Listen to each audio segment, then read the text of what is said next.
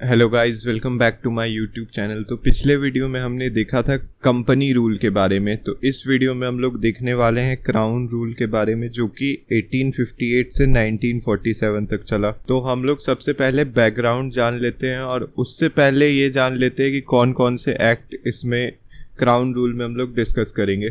तो crown rule में सबसे पहला एक्ट जो आता है वो गवर्नमेंट ऑफ इंडिया एक्ट 1858 है। फिर इंडियन काउंसिल एक्ट 1861, फिर इंडियन काउंसिल एक्ट 1892, फिर इंडियन काउंसिल एक्ट 1909, फिर गवर्नमेंट ऑफ इंडिया एक्ट 1919, फिर गवर्नमेंट ऑफ इंडिया एक्ट 1935 और आखिरी में इंडियन इंडिपेंडेंस एक्ट। तो कुल मिलाकर 7 एक्ट आए और हम लोग देखेंगे एक एक करके एक एक्ट के बारे में कि क्या उनमें फीचर्स बताए गए थे। तो सबसे पहला एक्ट जो है वो गवर्नमेंट ऑफ इंडिया एक्ट 1858 है। तो इस एक्ट का सबसे पहले हम लोग मोटिव जान लेते हैं। बैकग्राउंड ये था कि सिपॉय म्यूटिनी हुई थी, जिसके कारण ये अब क्राउन को लगने लगा कि कंपनी को पावर देना अब सही नहीं है। तो इन्होंने कंपनी से पावर छीन के खुद अपने हाथ में ले लिया था पावर, और ये जितना सारा पावर है ब्रिटिश क्राउन के पास अब ट्रांसफ़र हो चुका था। गवर्नमेंट ऑफ इंडिया एक्ट 1858 को act for the good government of India कहा जाता है, क्योंकि इसने कंपनी से पावर लेकर ब्रिटिश क्राउन को दे दिया, जिससे ये कहा जाता है कि इंडिया के गवर्नमेंट को अच्छे से मैनेज किया जा सके। तो अब हम लोग एक एक करके फीचर्स देखेंगे गवर्नमेंट ऑफ इंडिया एक्ट 1858 के। तो सबसे पहला फीचर है, it provided that India was to govern by in name of her majesty. It changed designation of GGI to Viceroy of India, which was direct representative of British Crown in India। तो इस act ने governor general of India से power लेकर vice Roy of India को दे दिया। उसने एक नया पोस्ट डेजिग्नेट किया इस एक्ट ने, which was direct representative. Vice Roy of India जो है वो एक डायरेक्ट रिप्रेजेंटेटिव हुआ करता था ब्रिटिश क्राउन का इंडिया में।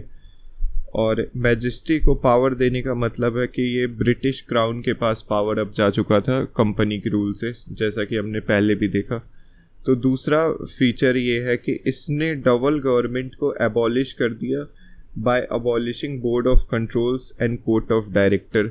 तो हमने जैसा देखा था previous act Pitt's India act में कि डुअल गवर्नमेंट को इंट्रोड्यूस किया गया था, उसे एंड कर दिया गया इस एक्ट में। तीसरा फीचर है कि इसने एक नया ऑफिस क्रिएट किया जो कि है secretary of state for India, और उसमें बहुत सारे पावर, उसको अथॉरिटी, कंप्लीट अथॉरिटी वेस्ट की गई इंडियन एडमिनिस्ट्रेशन को संभालने की। और ये जो सेक्रेटरी ऑफ स्टेट होता था वो मेंबर होता था ब्रिटिश कैबिनेट का। तो यहाँ पे भी ब्रिटिशर्स ही अपना दबदबा कायम रखे हुए थे। चौथा फीचर जो है कि इसने एक 15 मेंबर काउंसिल इंडिया में इस्टेब्लिश किया जो असिस्ट करता secretary of state for India, जो कि एक एडवाइजरी बॉडी हुआ करती थी सेक्रेटरी ऑफ स्टेट के लिए, और सेक्रेटरी ऑफ स्टेट इसका चेयरमैन हुआ करता था। अब फिफ्थ फीचर जो है कि इसने it constituted secretary of state in council as a body corporate capable of suing and being sued in India and in England. तो बॉडी कॉर्पोरेट से मतलब है कि इसको एक सेपरेट आइडेंटिटी दी गई, एक लीगल फिक्शन के थ्रू इसको क्रिएट किया गया। ये ऑफिस पे डायरेक्टली अब सू किया जा सकता था secretary of state versus any party, any other party can be the Clement, respondent, plaintiff. So secretary of state को एक नाम दे दिया गया, जिससे एक बॉडी कॉर्पोरेट का दर्जा दिया गया, जिससे वो अपने नाम पर सू भी कर सकता था, सू भी हो सकता था। तो अब हम लोग देखेंगे इंडियन काउंसिल एक्ट 1861। तो आफ्टर 1857 रिवॉल्ट ब्रिटिशर्स ने ये देख लिया था कि अगर हम लोग इंडियंस को साथ में लॉ मेकिंग प्रोसेस में नहीं लेते हैं तो फिर हमारे लिए एक डिसएडवांटेज पोजीशन होगा। तो इसी को बढ़ाने के लिए, इंडियन के पार्टिसिपेशन को इंक्रीज करने के लिए लॉ मेकिंग प्रोसेस में इंडियन काउंसिल एक्ट को लाया गया था। तो अब हम लोग देखते हैं कि इंडियन काउंसिल एक्ट के क्या फीचर थे। तो सबसे पहला फीचर यही है कि it associated Indian in law making process. It provided that Viceroy should nominate some Indians as a non-official member of his expanded council। तो जैसे हमने देखा कि काउंसिल में कुछ ऑफिशियल मेंबर होते थे, कुछ नॉन ऑफिशियल, तो नॉन ऑफिशियल मेंबर की तरह इंडियंस को पहली बार अपॉइंट किया गया।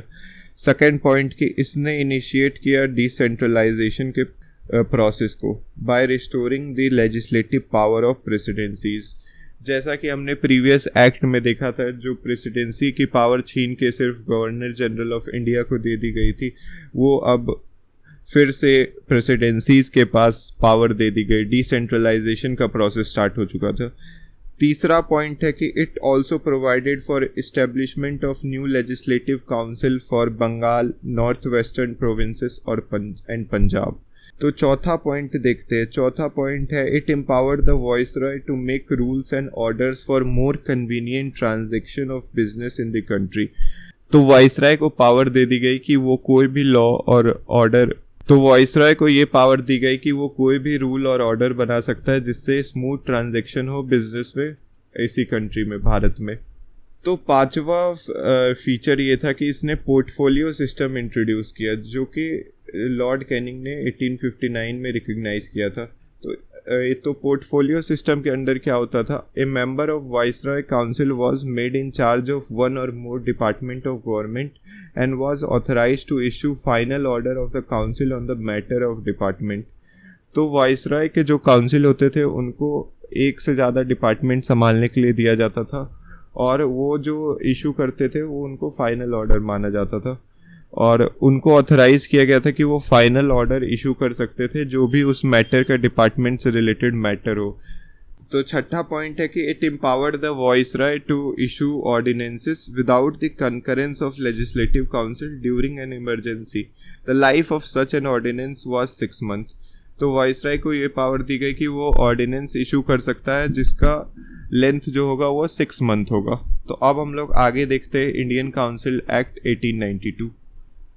तो इंडियन काउंसिल एक्ट 1892 के फीचर्स जान लेते हैं। तो इसमें जो एडिशनल मेंबर्स नॉन ऑफिशियल, उनको इंक्रीज कर दिया गया in central and provincial legislative council, लेकिन जो ऑफिशियल की मेजोरिटी, ऑफिशियल मेंबर, वो मेजोरिटी में ही मेंटेन रहे। दूसरा फीचर देख लेते हैं। दूसरा फीचर है it increase the function of legislative council and give them the power of discussing the budget and addressing question to the executive. तीसरा फीचर है it provided nomination of some non official member of a central legislative council by viceroy on recommendation of provincial legislative council and the Bengal chamber of commerce, and second that of provincial legislative council by governor on recommendation of district board, municipalities, university, trade association, zamindars and chambers. तो ये बोला गया कि nomination हो सकता है non official member का, अगर वो सेंट्रल लेवल पे हो रहा है तो वो वाइसरॉय, और वो रिकमेंडेशन पे होगा प्रोविंशियल लेजिस्लेटिव काउंसिल और बंगाल चैम्बर ऑफ कॉमर्स पे, और अगर वही प्रोविंशियल लेजिस्लेटिव काउंसिल में हो रहा है तो गवर्नर के द्वारा किया जाएगा, और वो रिकमेंडेशन इन लोगों, डिस्ट्रिक्ट बोर्ड, म्यूनिसिपैलिटीज़, यूनिवर्सिटी, इनसे लेगी वो रिकमेंडेशन। तो अब हम लोग देखेंगे इंडियन काउंसिल एक्ट 1909, जिसको मॉडली मिंटो रिफॉर्म्स भी कहा जाता है। तो इस एक्ट में हम लोग देखेंगे क्या हुआ था। तो इस एक्ट का सबसे पहला फीचर है इसने साइज इंक्रीज कर दिया था लेजिस्लेटिव काउंसिल, जो सेंट्रल और प्रोविंशियल लेवल दोनों था। तो सेंट्रल काउंसिल का जो नंबर है वो 16 से 60 कर दिया गया था। ये बहुत ही इंपॉर्टेंट पॉइंट है। सेकेंड पॉइंट है कि इसने ऑफिशियल मेजोरिटी जो है CLC में वो मेंटेन रखी थी। जो सेंट्रल लेजिस्लेटिव काउंसिल है उसमें ऑफिशियल मेजोरिटी मेंटेन रखी थी, लेकिन but allowed to have non official majority in provincial legislative council. तो अब नॉन ऑफिशियल मेंबर ज़्यादा संख्या में हो सकते थे प्रोविंशियल लेजिस्लेटिव काउंसिल में CLC के कंपैरिजन में। थर्ड पॉइंट है कि इसने इनलार्ज कर दिया था डेलिब्रेटिव फंक्शन जो हुआ करते थे लेजिस्लेटिव काउंसिल के एट बोथ लेवल्स, दैट उनका ये काम था कि वो सप्लीमेंट्री क्वेश्चन पूछ सकते थे, फिर can move resolution on budget, तो ये सब हो सकता था। तो अब चौथा पॉइंट देखते हैं। फोर्थ पॉइंट है कि it provided for the first time association of Indians with the executive councils of viceroy and governors. तो वाइसराय के जो एग्जीक्यूटिव काउंसिल थे उनमें अब इंडियंस को भी इंक्लूड कर लिया गया और सत्येंद्र प्रसाद सिन्हा वो फर्स्ट वाइसराय एग्जीक्यूटिव काउंसिल बने और उनको लॉ मेंबर की तरह अपॉइंट किया गया था। तो फिफ्थ पॉइंट है कि एक कम्युनल रिप्रेजेंटेशन इंट्रोड्यूस किया गया मुस्लिम्स के लिए। इसमें मुस्लिम मेंबर जो थे वो सिर्फ मुस्लिम वोटर्स, जो मुस्लिम है वो सिर्फ मुस्लिम के लिए वोट देंगे। तो ये कम्युनल रिप्रेजेंटेशन क्रिएट किया गया। तो इससे डिवाइड एंड रूल पॉलिसी भी हमें ब्रिटिशर्स की दिखती है। अब आगे बढ़ते हैं। सिक्स्थ पॉइंट है कि इसने separate representation presidency, corporation, chamber of commerce, university और जमींदार्स के लिए भी एक अलग रिप्रेजेंटेशन क्रिएट किया। तो अब हम लोग देखेंगे गवर्नमेंट ऑफ इंडिया एक्ट 1919 जो कि बहुत इम्पॉर्टेंट एक्ट है। तो इसमें गवर्नमेंट ऑफ इंडिया एक्ट जो ब्रिटिश गवर्नमेंट है अपना वो ऑब्जेक्टिव इसके थ्रू क्लियर कर रहे थे कि वो इंडिया में एक रेस्पॉन्सिबल गवर्नमेंट लाना चाहती है। और जो गवर्नमेंट ऑफ इंडिया एक्ट है इसको लाने के पीछे एक क्लियर इंटेंशन उनका था कि वो अपना पकड़ और मजबूत कर पाए जो पिछले कुछ सालों में फिसलता हुआ दिख रहा है। और इस गवर्नमेंट ऑफ इंडिया एक्ट 1919 को मॉन्टेस्क्यू क्लेम्सफोर्ड रिफॉर्म्स भी कहते हैं। तो फिर अब हम लोग फीचर्स डायरेक्टली डिस्कस करते हैं कि क्या क्या फीचर्स थे एक्ट के।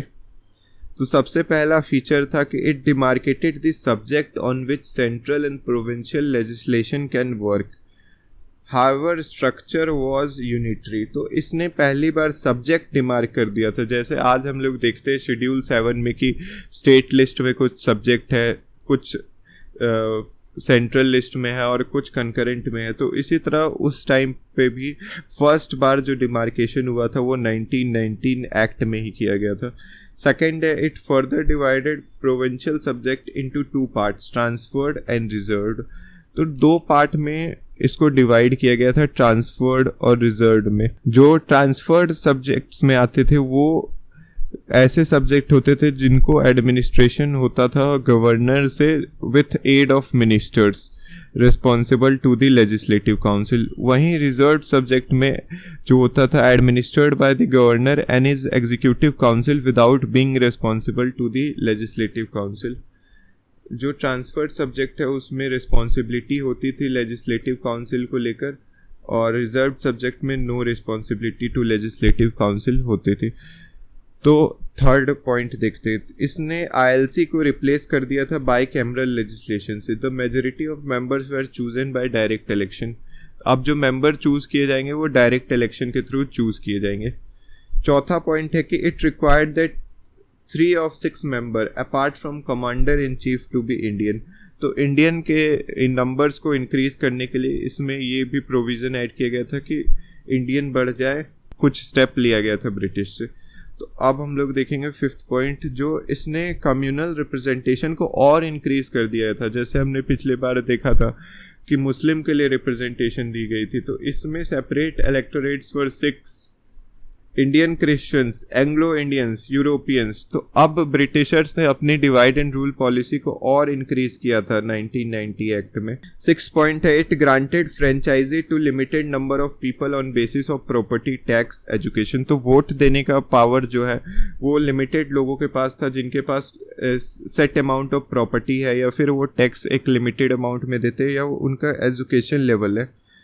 फिर 7th पॉइंट है इसने न्यू ऑफिस क्रिएट किया गया था, new commissioner of India's office in London and transfer to him some of the function hitherto performed by secretary of state. तो हाई कमिश्नर का ऑफिस क्रिएट किया गया था लंदन में और उसको पावर दी गई थी कुछ फंक्शन वो परफॉर्म कर सकता है जो कि सेक्रेटरी ऑफ स्टेट फंक्शन करता है। 8 पॉइंट है कि it provided for establishment of PSC, public service commission. Hence, a CPSC was set up in 1926 for recruiting civil servant। और एक सिविल सर्वेंट CPSC का फॉर्म किया गया था पब्लिक सर्विस कमीशन का, जो ली कमीशन के रिकमेंडेशन के साथ स्टार्ट हुआ था 1926 में। 9th पॉइंट है कि for the first time it separated provincial budget from central budget and authorize the provincial legislature to enact their budget. जो पहले पावर हुआ करता था CLC के पास कि वो बजट प्रोविंसेस के लिए भी डिसाइड करेंगे, अब वो उनसे छीन लिया गया था। प्रोविंसेस को ही अपना बजट डिसाइड करने का पावर दे दिया गया था। 10th point है, it provided for appointment of statutory commission to inquire into and report into its working after 10 years of its coming into force. एक स्टैच्यूटरी कमीशन फॉर्म किया गया था जो कि फेमसली नोन है साइमन कमीशन से। तो साइमन कमीशन जो है वो सेटअप किया गया था, वो इस 1919 एक्ट के वर्किंग के लिए फॉर्म किया गया था। और ये साइमन कमीशन को हैबिली इंडियन ने बॉयकॉट किया था by using quotes like Simon go back. This was heavily contested by Indian people because they don't want that some Britishers make report on the progress of India, because in Simon Commission there was only British members, not much Indian was involved in that commission to form a report on the functioning of Government of India Act 1919. तो अब हम लोग देखेंगे government of India act 1935। 1935 का act बहुत ही महत्वपूर्ण है क्योंकि इस एक्ट में बहुत ही मेजर फीचर्स बताए गए हैं और इस एक्ट से जो भी बहुत सारे प्रोविज़न है जो कि हम कॉन्स्टिट्यूशन ऑफ इंडिया में डायरेक्टली देख सकते हैं।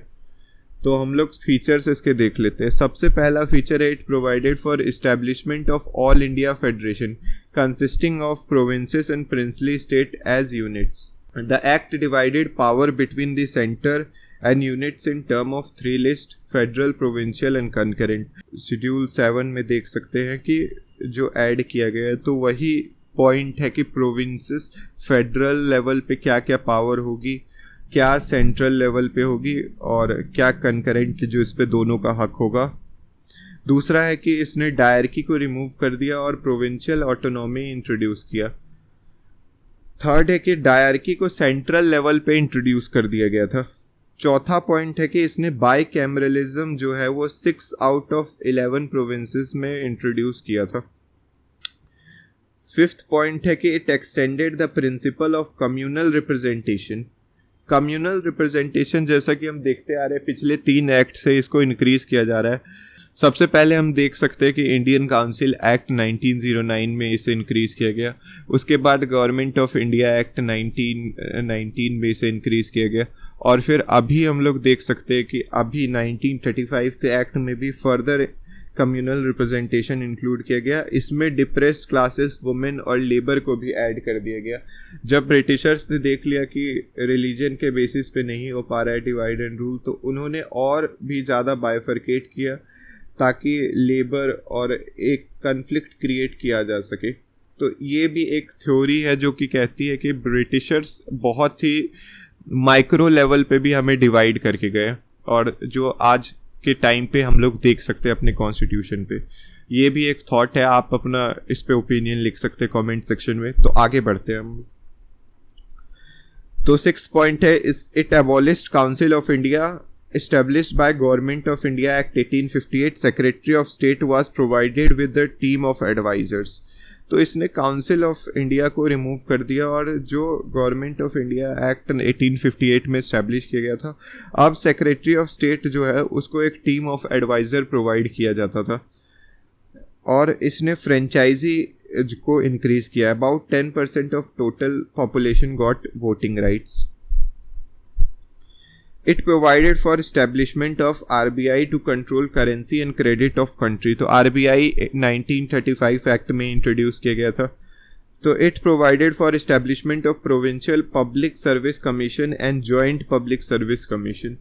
तो 2 तरह के सर्विस कमीशन को इसने इंट्रोड्यूस किया, प्रोविंशियल पब्लिक सर्विस कमीशन और जॉइंट पब्लिक सर्विस कमीशन, जो कि 2 और मोर प्रोविंसेस मिल के बना सकते थे। और एक तो सेंट्रल लेवल पे फेडरल सर्विस कमीशन तो था ही, जो पहले से हम लोग जानते हैं कि फेडरल सर्विस कमीशन था, जो हमने पिछले एक्ट में ही देखा था। तो अब देखते 10वां पॉइंट है कि it provided establishment of federal court, जो कि 1937 में सेटअप किया। फेडरल कोर्ट के बारे में हम लोग किसी और वीडियो में डिटेल में देखेंगे कि फेडरल कोर्ट क्या हुआ करता था और फेडरल कोर्ट के क्या क्या पावर थे और किस तरह ब्रिटिशर्स ने अपना लीगल सिस्टम क्रिएट किया गया था, वो हम लोग किसी और वीडियो में देखेंगे। लेकिन आज के इस वीडियो में हम लोग बस इतना जानना ज़रूरी है कि एक फेडरल कोर्ट क्रिएट किया गया था। अब हम लोग देखेंगे इंडियन इंडिपेंडेंस एक्ट 1947। इंडियन को ये जो सारे एक्ट ब्रिटिशर्स के द्वारा पास किए जा रहे थे ये बिल्कुल ही बेकार लग रहा था, क्योंकि इंडियन को चाहिए था फ्रीडम, और फ्रीडम के थ्रू ही वो रियलाइज़ कर पाते कि उनका क्या कंट्री को किस दिशा में ले जाना है। ब्रिटिशर्स चाहे कितना भी गुड गवर्नमेंट प्रोवाइड करवा दे। ब्रिटिश पार्लियामेंट में इंडियन इंडिपेंडेंस एक्ट पास किया गया, जो कि एक ब्रिटिशर्स को पीछे धकेल रहा था कि वो ब्रिटिशर्स इंडिया छोड़ के जाने वाले थे। तो हम लोग फीचर सबसे पहला देख लेते हैं कि it ended the British rule in India and declared India as an independent and sovereign state from 15 August 1947। तो हम लोग जानते हैं कि हमारा इंडिपेंडेंस डे 15 अगस्त 1947 को सेलिब्रेट किया जाता है, क्योंकि 1947 के एक्ट में ही ये डिफाइन किया गया था। तो सेकेंड फीचर हम लोग देख देते हैं कि इसने पहली बार provided for partition of India and creation of 2 independent dominion. जैसे हम लोग जानते हैं कि इंडिया और पाकिस्तान में डिवाइड हुआ, तो इसी एक्ट में प्रोवाइड किया गया था। थर्ड पॉइंट है it abolish the office of viceroy के ऑफिस को हटा दिया गया, और for each dominion a governor general who was appointed by British king on the advice of dominion cabinet. तो कैबिनेट के सुझाव पे एक गवर्नर जनरल हर प्रोविंस के लिए, इंडिया के लिए अलग, पाकिस्तान के लिए अलग, एक अपॉइंट होना था। चौथा पॉइंट है इट एम्पावर्ड कॉन्स्टिट्यूएंट असेंबली की अब फॉर्मेशन यहाँ से शुरू हो गई। तो हम लोग एक बार नेक्स्ट वीडियो में देखने वाले हैं कि कॉन्स्टिट्यूएंट असेंबली कैसे फॉर्म हुई थी, क्या क्या थ्योरीज थे कॉन्स्टिट्यूएंट असेंबली के लिए। तो it provided empowered constituent assembly to frame and adopt any constitution for their respective nation and to repeal any act including this act itself। तो उनको ये पावर दे दिया गया कि वो इस एक्ट को भी रिपील कर सकते हैं आफ्टर वो अपना कॉन्स्टिट्यूशन फॉर्म कर ले, या फिर before, at any time when they feel convenient. तो अब फिफ्थ पॉइंट था कि it empowered the constituent assembly of both the dominions to legislate for their respective territories till new constitution were drafted and enforced. तो उनको ये power दिया गया कि वो लेजिस्लेट कर सकते, वो लॉ बना सकते कॉन्स्टिट्यूएंट असेंबली तब तक जब तक एक नया कॉन्स्टिट्यूशन नहीं बन जाता। सिक्स पॉइंट है it abolish the office of secretary of state for India and transferred his function to the secretary of state for commonwealth affairs. तो सेक्रेटरी ऑफ स्टेट जो क्रिएट किया गया था ऑफिस, उसको हटा दिया गया और उसका जो पावर है वो ट्रांसफ़र कर दिया गया secretary of state for commonwealth affairs. तो सेवंथ पॉइंट है it proclaimed lapse of British paramountcy over the Indian princely state and granted freedom to Indian princely state to join either India और पाकिस्तान। तो जो British के का राज princely state पे चल रहा था उसको भी हटा दिया गया, और ये पावर दिया गया प्रिंसली स्टेट को या तो वो इंडिया चूज़ करे और या पाकिस्तान चूज़ करे। एक सबसे अच्छा एग्जांपल इसका है कश्मीर का। जब कश्मीर के राजा को बोला गया कि वो किस में आना चाहते, तो वो उन्होंने इंडिया कहा था, और उन्होंने कहा था कि ये प्लेबिसाइट के थ्रू अब डिसाइड होगा अगर फ्यूचर में कोई भी डिस्प्यूट होता है तो। 8 पॉइंट है कि it provided for governance of each dominions and provinces by the government of India act 1935 till the new constitution were framed. Dominion can make modification to the act. तो government of India act तब तक के लिए work करेगा जब तक एक new constitution form नहीं किया जा सकता, और इसमें प्रॉपर मॉडिफिकेशन इंट्रोड्यूस किया जा सकता है स्टेट के तरफ से। जो भी अगर इंडिया को लगता है कि कुछ प्रोविज़न जो है इसमें अच्छे नहीं है तो वो मॉडिफाई कर सकते हैं एक पर्टिकुलर इंटरिम पीरियड के लिए। 9th पॉइंट है कि it deprived the British monarch of his right to veto bills और asked for reservation of certain bills for his approval. तो ब्रिटिशर्स की अब अप्रूवल की कोई भी ज़रूरत नहीं थी, अब इंडिया टोटली इंडिपेंडेंट हो चुका था। 10th पॉइंट है कि it designated GGI in provincial governors as constitutional heads of the state. They were made to act on advice of council of ministers.